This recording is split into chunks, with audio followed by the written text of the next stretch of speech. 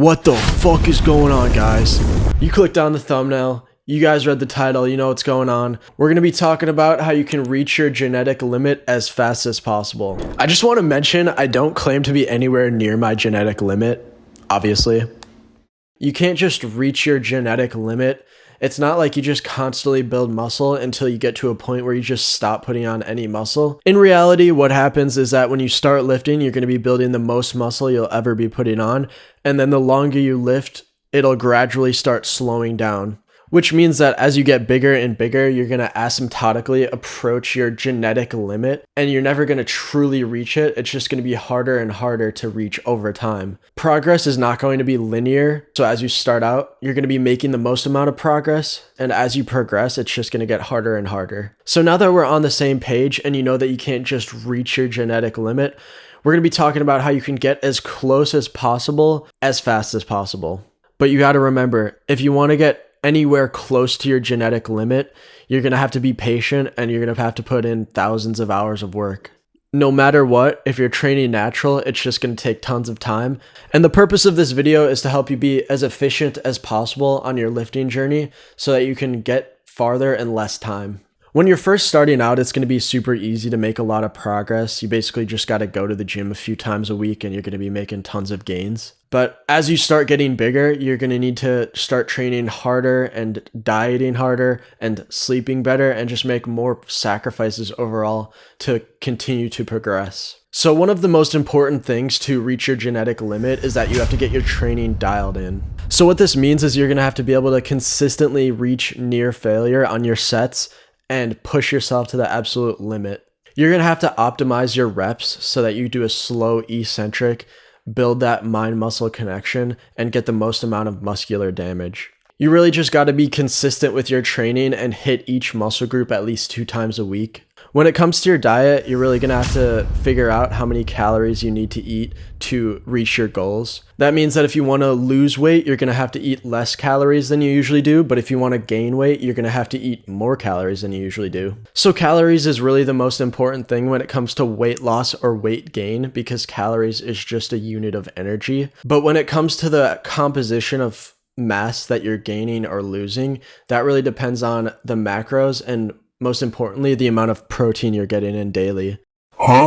For both bulking and cutting, it's important to try to get enough protein every day, usually about 1 gram per pound of body weight minimum. As when you're cutting, the more protein you get, the more muscle you're going to retain. And when you're bulking, as you get more protein, more of the mass you're putting on is going to be muscle rather than fat. So calories and protein are probably the 2 most important aspects of your diet, but you really want to make sure that you're also getting enough water and micronutrients as to not have any dehydration or deficiencies that are ruining your gains. Another thing that could be killing your gains is not getting enough sleep or having low quality sleep. Your sleep is arguably as important as training and diet.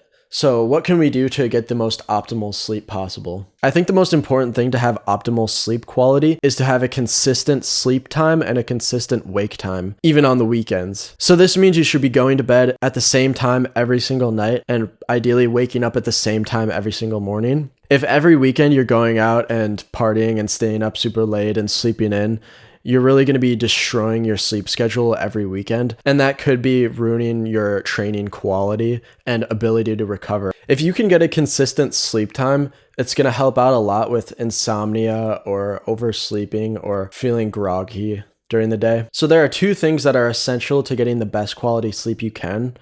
The first one is light exposure. One of the most important senses that helps modulate your circadian rhythm is the amount of light intake. This means that at night, you should try to limit your light exposure and be in a dark room. And then in the morning, you want to try to increase your light exposure, like by going outside. One thing to remember is that the wavelength of light or the color also plays a role in your circadian rhythm. So at night, blue light is the most potent at modulating your circadian rhythm and keeping you up longer, which is why you want to try to limit blue light exposure the most. Ideally, you want to limit all light, but blue light is the most important to avoid.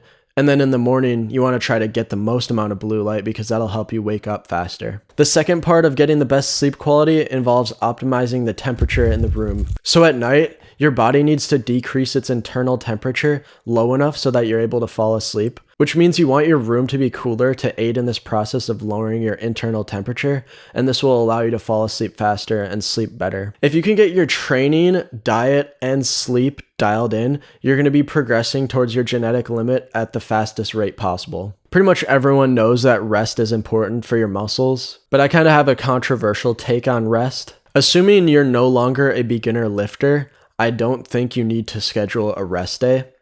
Me personally, I just take a rest day either whenever I feel I need a rest day, like when my muscles are too sore, or when I don't have the time to go to the gym. I think you don't need to schedule in a rest day because then some days you're going to be taking a rest day when you really could have hit the gym hard and made gains. If you have a proper training split where each muscle group gets hit approximately every 2 days, then they're going to be resting while you're training the other muscles, and you don't need a rest day scheduled in there. Sometimes you just aren't recovering the best, and maybe it's best to take a rest day, but I don't think you need to put that into your schedule. The last thing I want to mention, and this has to do with sticking to your habits and staying consistent, is that you need to change your identity to identify as someone that's a lifter or bodybuilder.